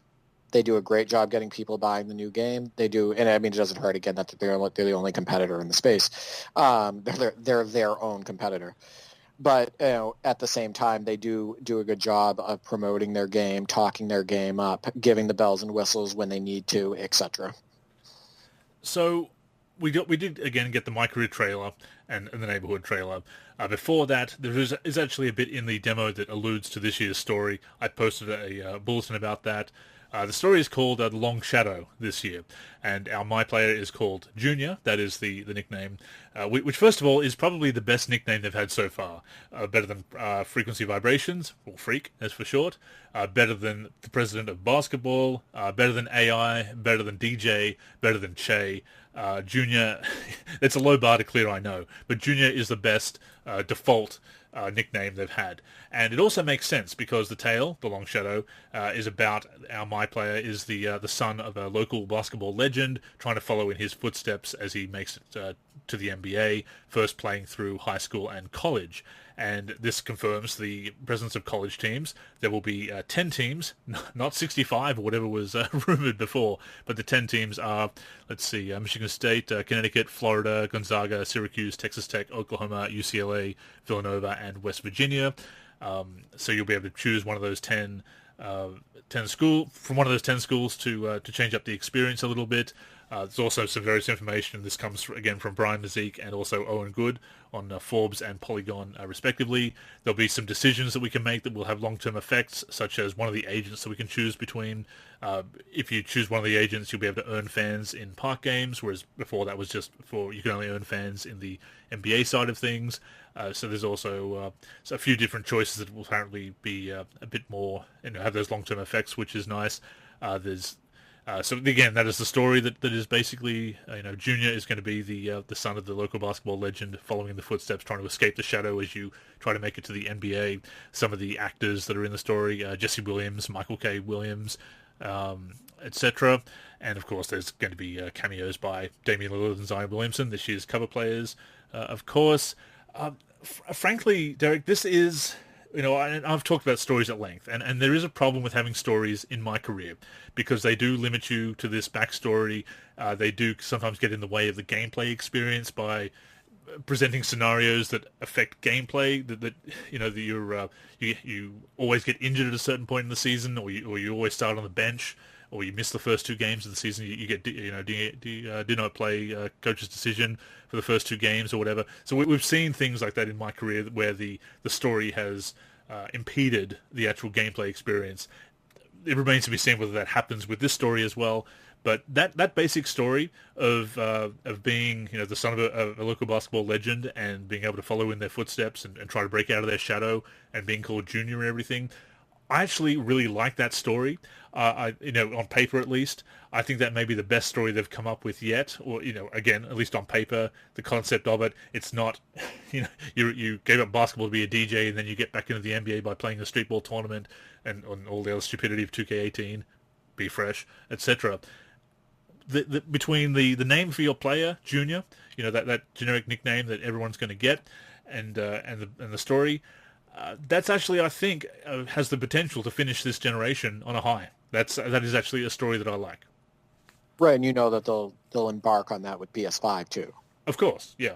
Right, yeah, it's going to be the same one there, so I think it'll be a good kickstart too for PS5. I do like the sound of it and everything. It reminds me, you talk about how it can sound, it almost feel rigged in a way of you have to follow a certain story. You know what I mean? And what that reminds me of, again, and I've said this before on other podcasts, is the way RPGs work. A lot of times you can build your character, and yes, you can change your name, but you're running through the same generic story, right? And your decisions in most of these games, right? And your decisions in most of these games don't impact the story. You're answering questions that every gamer gets, and then you have these options for an answer, and then you choose your answer, and then the story just plays out the way it would normally play out. Yeah, you know what I mean. Very so much so. I think that and we've talked about the RPG elements of that in the Neighborhood and all of that stuff, and it sounds like it's the way that these companies think that they can retain gamers.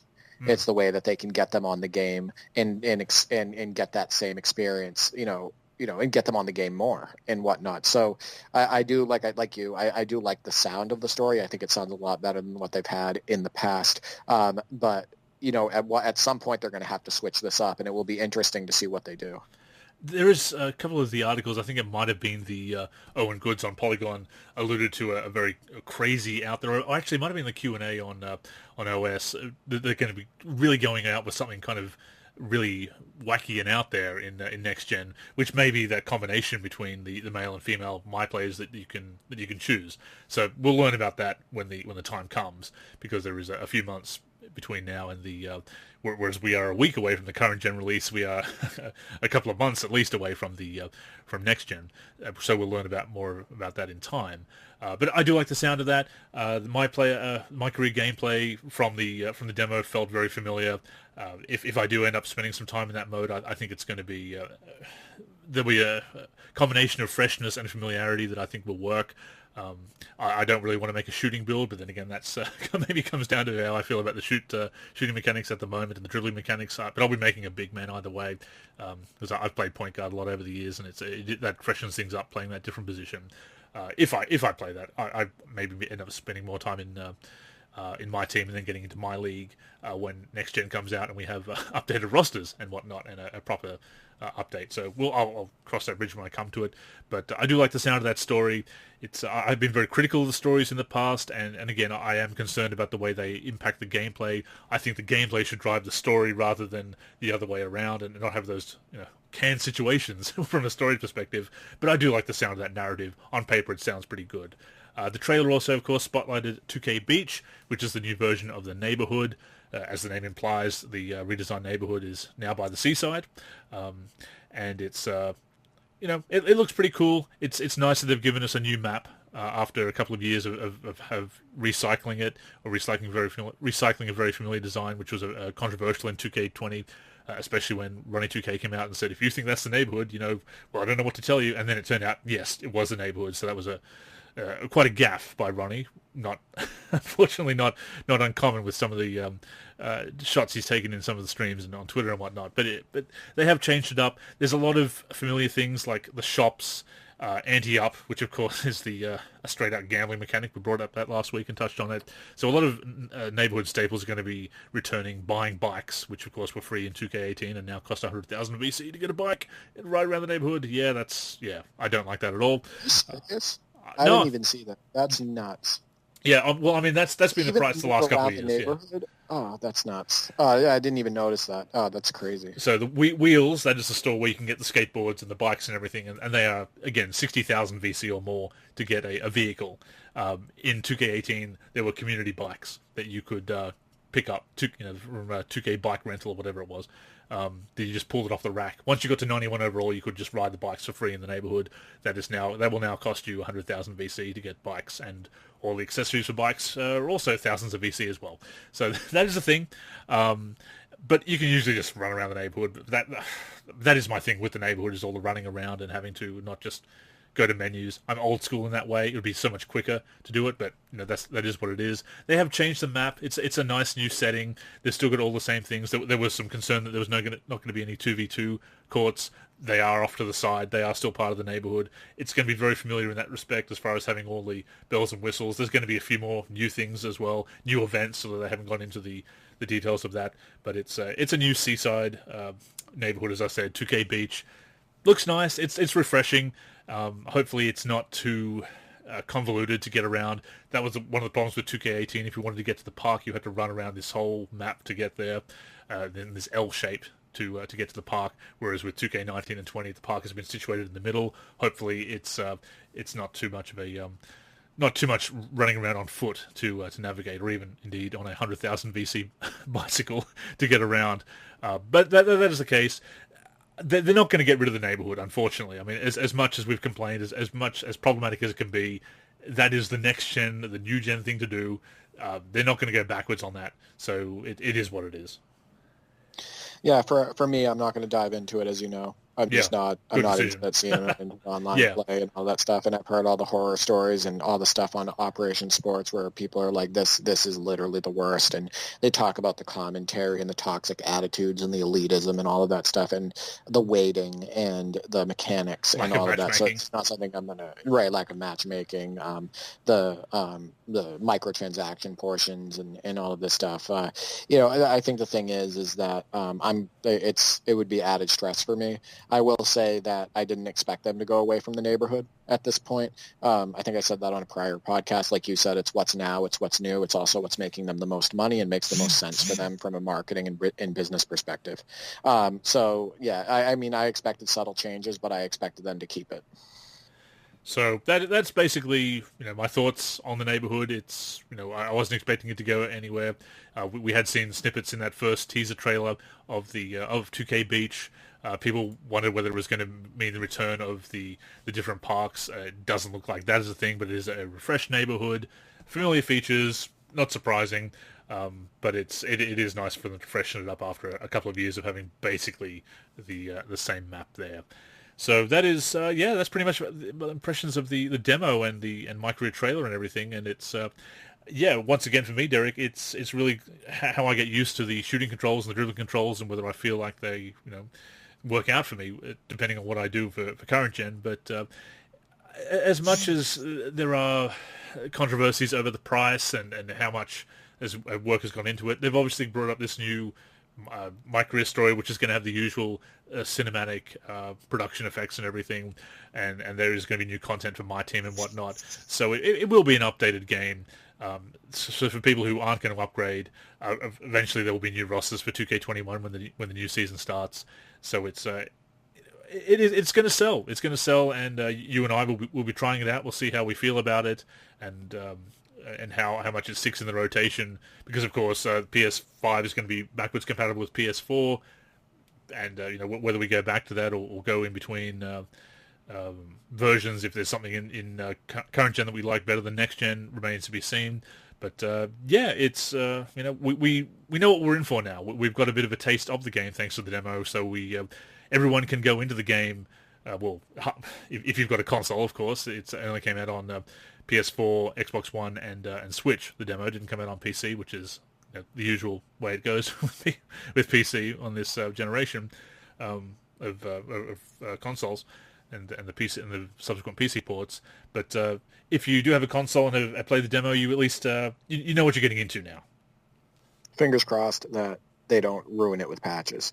If you like the demo gameplay, or if you saw the improvements like I did, you just hope that it at least, you get something consistent when it releases. You get something that's similar to that, and that they don't, that they don't ruin it with day one patches or further patches. So that's the way I'm looking at it. I'm hoping that it's not a lot different than, what we got in the demo is not a lot different than what we get on release. And hopefully any feedback is again proper constructive feedback. And I mean, we all look at our own desires and preferences when it comes to feedback, but hopefully it's put out there constructively and detailed, and that and the developers do stick to the plan and don't give in to people who have got bad ideas, basically. And that's subjective, I suppose, but some people do have ideas that are very myopic, and we can all fall victim to focusing on what we want, but certainly sometimes they do listen to feedback that is not for the better of the game. Hopefully they can stand strong on that, while also making some changes and fixing some issues as needed, and we'll see that. And again, there is that learning curve, but at the same time we shouldn't be elitist about it, because there are questionable aspects of those new mechanics that I think people, even as they get used to them, probably still will criticize, myself included. So it's important that we don't shut down that criticism, but also that we give the game a proper go and try and learn those mechanics first before we write them off completely. So it's a case of tolerating each other's opinions, discussing them, and giving reason for them. That is the main thing, that whether you like them, whether you dislike them, whether you want something to change, whether you want something to stay, that you should be able to back that up with a good discussion would be nice. But certainly as you put that out there as criticism, constructive criticism, and suggestions for the development team, that you can back that up with some kind of reasoning, and it's not just a knee-jerk reaction of you're a hater, you're a fanboy, I hate this is trash, this is awesome, what are you talking about?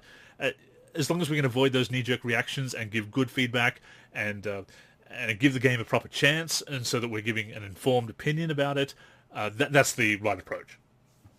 Agreed, and just more discussion in the forums, please. Absolutely. NLSC. If you have something to say it, and we can expand on it.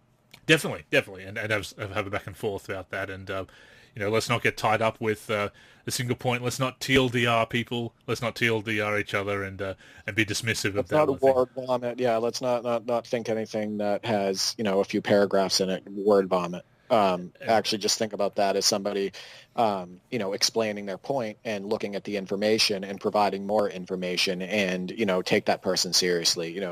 Let's get away from the character limits. Let's get away from the hot takes, and let's expand on our thoughts. And picking out that one thing of saying, oh well, you said this, so I'm going to dismiss the rest of your.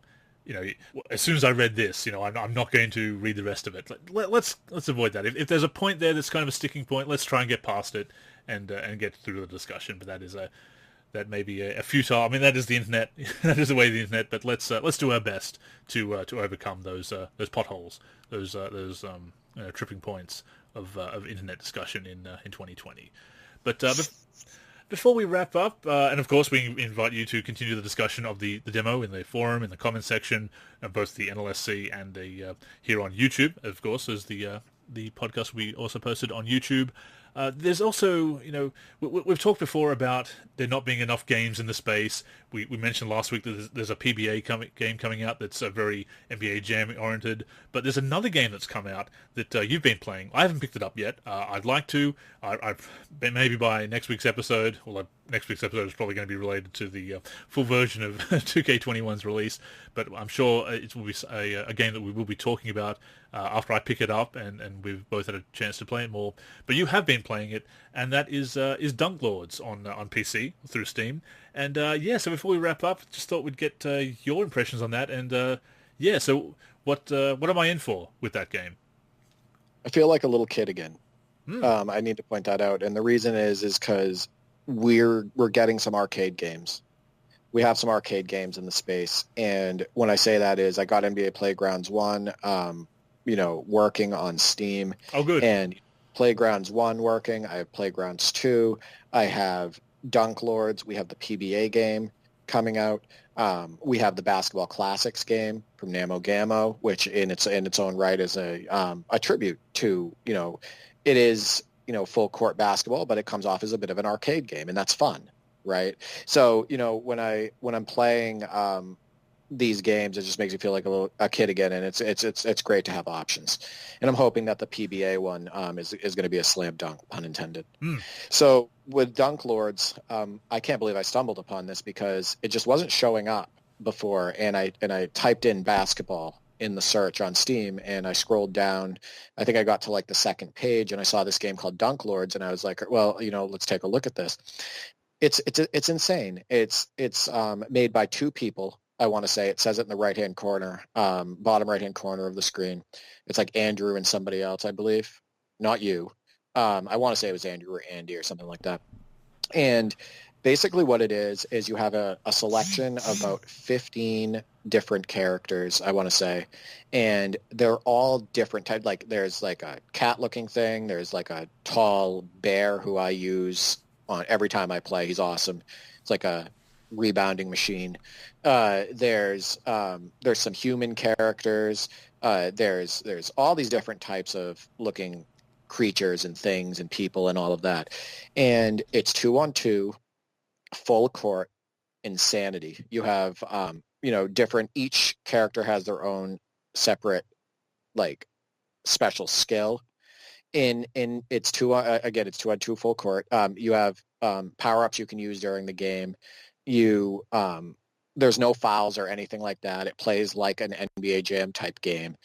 It's you can play on the same team as somebody else or play against the computer. My brother and I played this game the other night, and it's the hardest we've laughed maybe in like 4 or 5 years. No joke. Playing this game, it was just an absolute blast playing it. If I have one critique, it's that you don't really have like dribble moves that you can do. You can do everything else that you can do on playgrounds and NBA Jam and stuff like that. But so no dribble tricks kind of thing, no crossovers. Right, exactly. But in your way, in the way you like arcade games, there's no shot meter. Yeah, I mean, excuse me, there is a shot meter, but it's forgiving. There is a shot meter, but it's forgiving.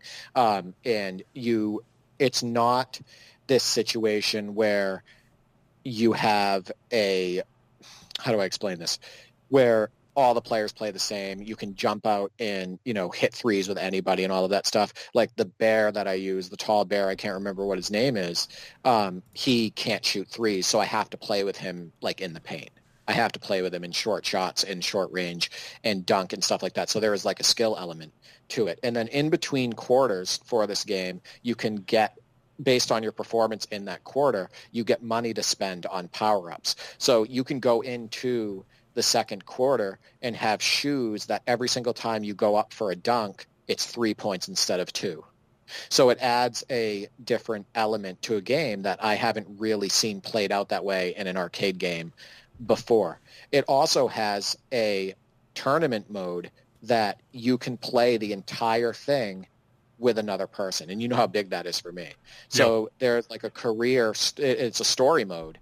And that story mode can be the entire game. Every game can be played out with a friend.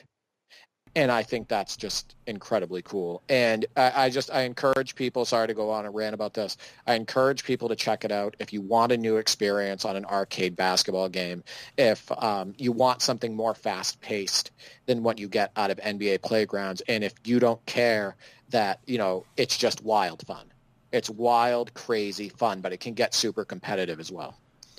You certainly make it sound very appealing. And the great thing about those arcade games, going back to Jam and Street and even Playgrounds, and of course, a game we really like, which is Basketball Classics, is that they are very much pick up and play. That it is that simple experience that, a great throwback to when games were like that. And of course, I've always loved the sim games. But the beauty of the arcade games is that they are more casual, that you can get a bit crazy, you can get a bit silly. You're not worrying about, this player shouldn't be scoring this many points or things like that. You can just play a wacky, exaggerated form of basketball. We talked about the cartoonish games the other week. So that does really sound, quite good. So I will definitely check it out. It's not that expensive. It's under $30 Australian. So it's not too expensive, given the inevitable markup in the Australian currency in the Australian store. So with that and the PBA game coming out, and of course, again, Basketball Classics is there. It's great to have these other games in the space. We've talked about that so many times that even if we'd love to have NBA Live back where it is, so that we have the two strong options for the sim market. But in lieu of that, at least getting some other virtual basketball experiences out there, some other basketball video games, is just so welcome. So no, I'll definitely check that out because it's again, I do love Jam, and I'm open to some silliness and a different kind of experience. I may, will I like it as much as Jam or Street or any of those games?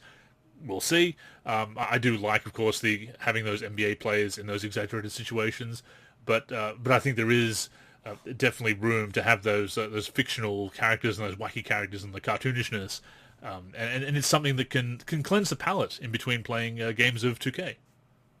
Yeah, it's $20 on Steam right now, so if you don't want to spend the $20 price, you can wait for a sale. I personally think that it's worth the $20, to be completely honest with you, because it is a good arcade game, basketball game with good gameplay and really fun mechanics. It's not in early access. It's a full release. So I'm not 100% sure about online play right now because, I don't usually do that, but I do believe that there's a matchmaking option in the game. So I would research that if I were you, if that's a sticking point. But at the same time, I definitely recommend it.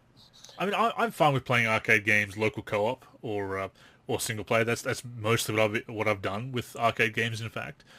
So that doesn't bother me too much, not having the online there. I guess my only concern is the replay value, whether there is enough replay value to justify that cost. And obviously that is lower than recommended retail price. Even the $28.95 Australian that it's retailing for at the moment is pretty reasonable for a fully fledged game like that. But that would be my only concern, whether it has that replay value, because that is something that a lot of arcade games don't have. And even going back to the original NBA Jam games, as classic as they are, even though you've got that new game plus, after you, for example, in Tournament Edition, where you beat all the 27 NBA teams that there were at the time, and you get the expanded roster, and then you start playing teams with the secret players showing up. Even though you've got that, you couldn't justify that for recommended retail price now. You would need something like EA did with the Road Trip or the Classic Campaign in the Jam 2010 or On Fire Edition. There needs to be a little bit more meat than those classic games. As much as I love going back to the original NBA Jam games, and as much as I think that's a template for gameplay and everything that a lot of arcade games need to follow these days, at the same time, we have come a long way with games, and you need to have some kind of lengthy story mode or campaign mode or season mode, and something that you could at least want to replay a few different times, not just beating every team, but some kind of interesting story or campaign to have, because that's where your replay value comes in. That's where your longevity comes in, and again, if it's too expensive, there is a story. I think it's called story mode. Yeah, and I do think that it has some length to it. And I also want to point out that I believe, and this goes with replayability, as you know, I believe that there's a bunch of venues that you can unlock. Yep. So quite a few different venues, and I also believe some characters. So if you think about it, if you have a good story mode and you have all of these unlockables, and then you also can unlock, whether it be characters or venues, and then you also have a matchmaking feature and all of that stuff, I think personally that's worth $20. And I think that a lot of people would say so too, as long as the gameplay was sharp. Absolutely, and it's one of those things also that these days games can be updated with new content as well. Oh, yeah, exactly. And I think that the developers have, if you look at the feedback, there's just people really like the game. I think the developers have, I think it's only two of them. I think that they paid special attention, just like the Basketball Classics folks, to feedback. And they implemented that feedback, and they made a really solid game. Again, it's not perfect. It wouldn't be great for everybody, but I'll say this again, and people know how picky I am about, gameplay and basketball games and stuff. Again, my brother and I laughed harder than we have maybe in 5 years of playing one of those games. And I made this unbelievable comeback down 16 with like 1 minute to go, or with like 1 or 2 minutes to go. It was absolutely nuts. And again, I'm pretty picky, and if I'm laughing that hard, I think there's something got to be good about the gameplay. And that ties into what we've mentioned so many times, that is about making memories, about having fun at the end of the day. It's not just about the grind. It's not just about, and look, if it's about beating people online and trash talking, whatever you're doing to enjoy the game, and toxicity aside in some of these games, of course, and that's a whole other topic for another time, and of course something we've covered before. But as long as you are enjoying yourself, if it's delivering that enjoyable experience on the virtual hardwood, the virtual blacktop, whatever, whether it is a sim game or an arcade game, that's what it's all about.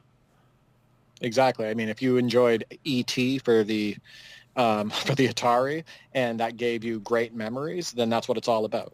You know what I mean? Yeah. And you know that didn't have gameplay, and people have that as the number one worst game of all time on most lists and everything. But if you enjoy a game, that's what it's about.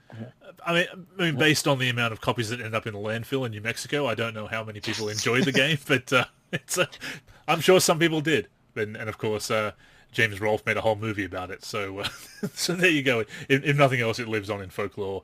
Not unlike Bart versus the Space Mutants. There you go. There you go, Josh and Dave. That's the fourth reference. That's the fourth reference of it on this podcast. I think that's a record. It could be, yeah. And of course, shout out to Josh and Dave, who from Name a Gamer, who pointed out how many times I do reference that game. And we do want to get you guys back on the show. So we have to reach out to you about that. No, I'd love to have them on.